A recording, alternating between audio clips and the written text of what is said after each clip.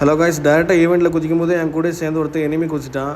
சரின்னு உள்ளே போய் கன் தேடினா கன்னே கிடைக்கல. அப்புறம் என்னை அப்படியே நாக் அவுட் பண்ணிட்டான். ஆனாலும் நான் சாகலை. எப்படி தெரியுமா? இப்படி ஒரு நட்பு இருக்கிறாள் தான். பாருங்கள் இப்போ.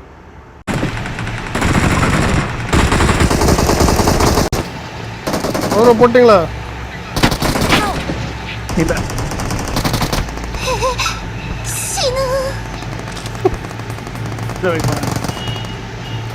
அப்படியே வந்துட்டான்.